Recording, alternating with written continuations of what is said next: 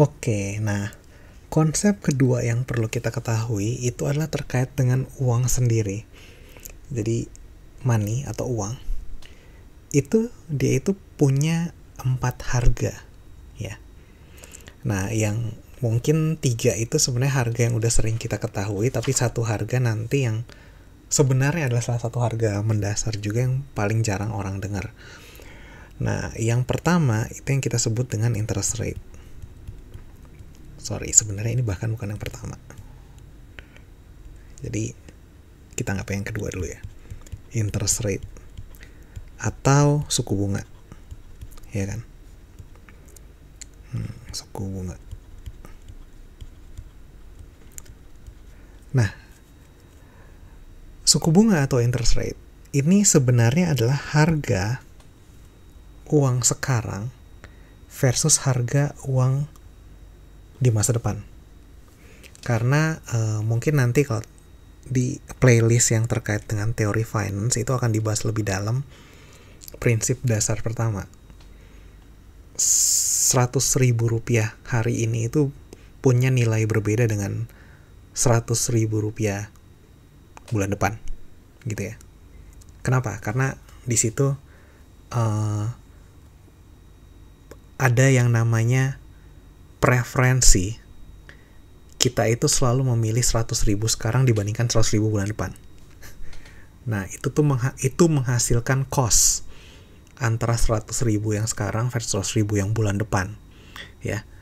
Dalam artian kalau seandainya Anda itu punya 100.000 dan kemudian ada orang yang datang ke Anda terus minjem, dia mau pakai 100.000 Anda sekarang, kemudian nanti dia akan balikin bulan depan,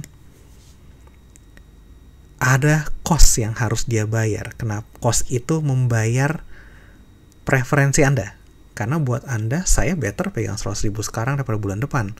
Tapi karena Anda mau minjem, saya jadinya harus megang 100.000 bulan depan.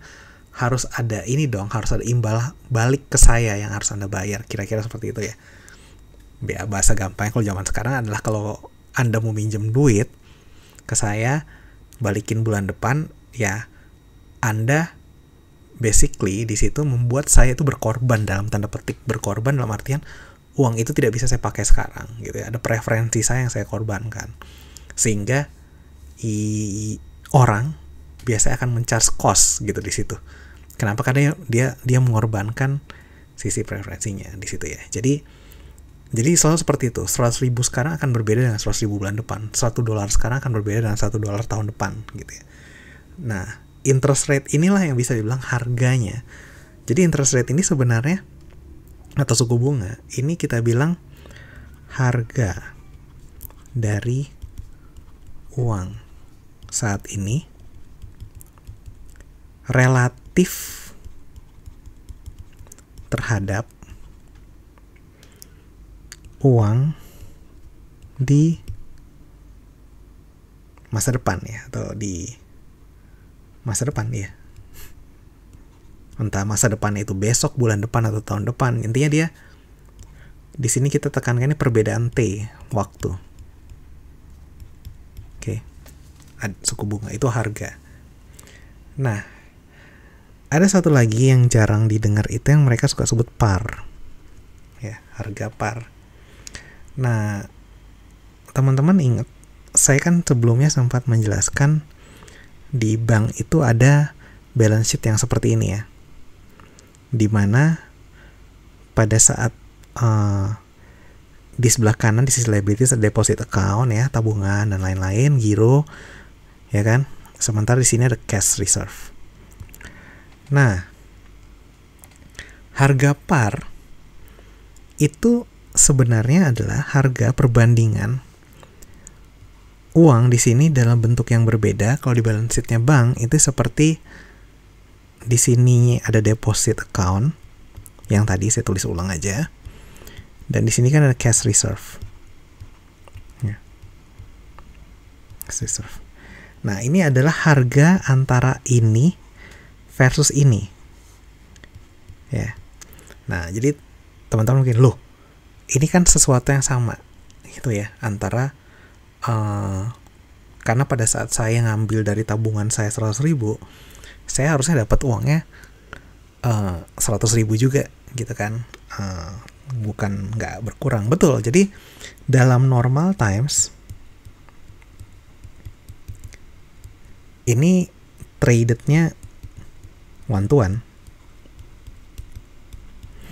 Nah, tapi ada masa-masa di mana pada financial crisis hubungan one to one-nya ini itu broken gitu ya. Jadi nggak terjadi gitu ya.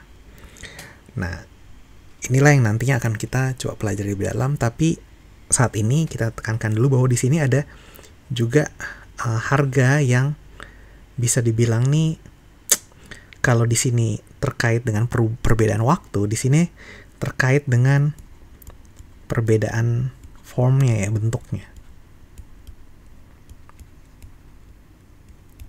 Karena ini itu suka dibilang cash atau duit tunai, itu kan kita bilang central bank money, mereka yang cetak.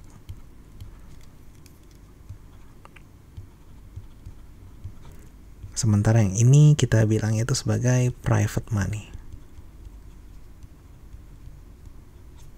Ya. Oke.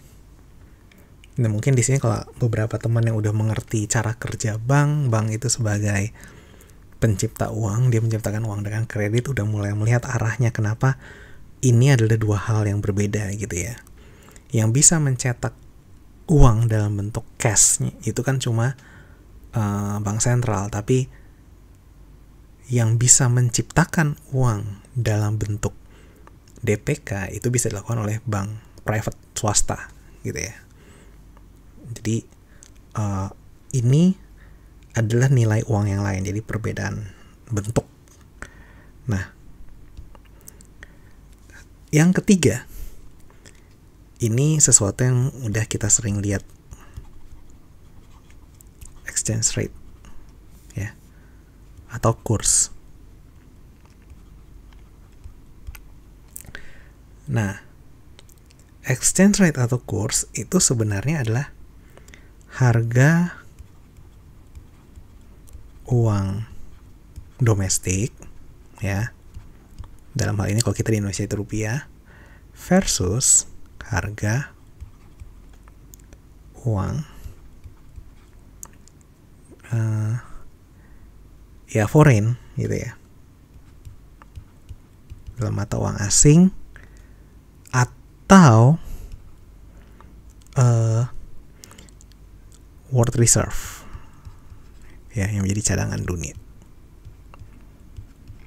ya. Jadi kayak rupiah versus dolar dan lain sebagainya gitu kan. Tapi mungkin yang teman-teman jarang ini jadi kayak rupiah versus dolar misalnya.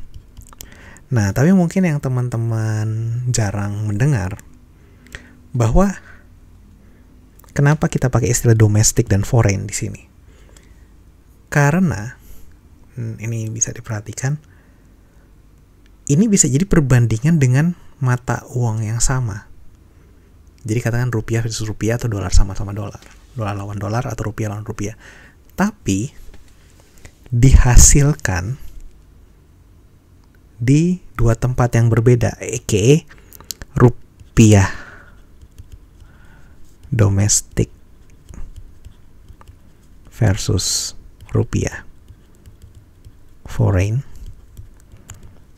atau dolar, misalnya dolar domestik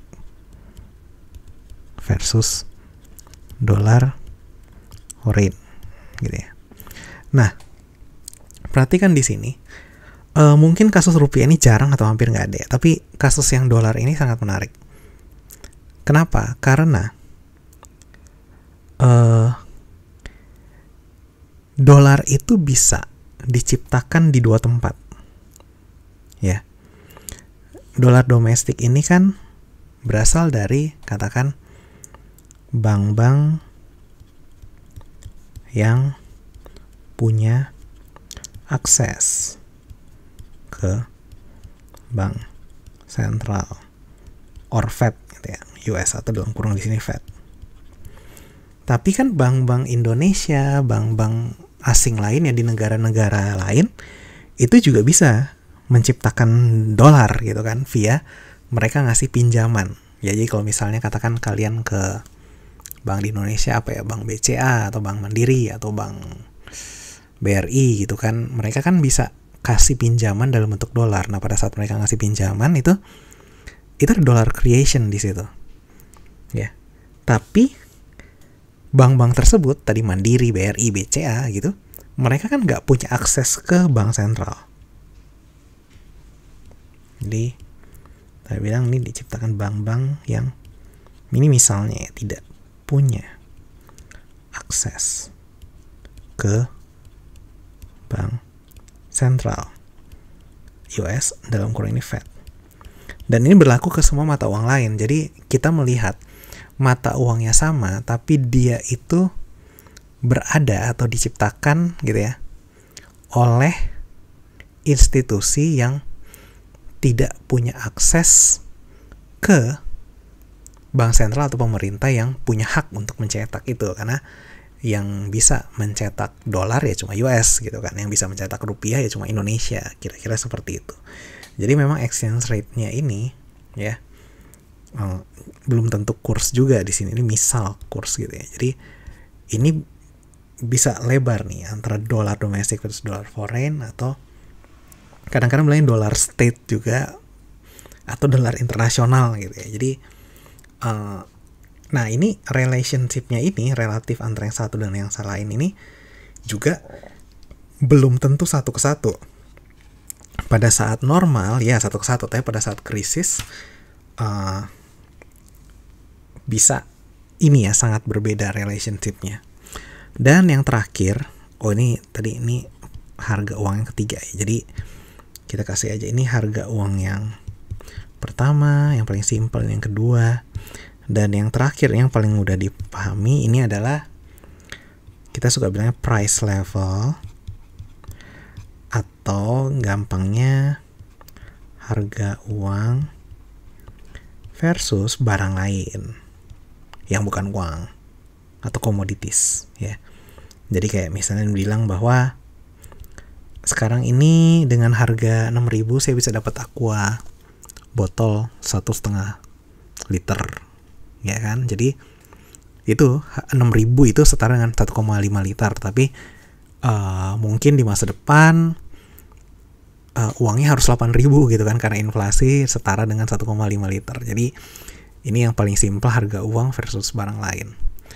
Nah, jadi sebagai clue di sini sebenarnya nantinya kita akan melihat bahwa pada momen-momen krisis-krisis tertentu itu ada relationship yang broken dari yang 1, 2, 3, 4 ini gitu ya.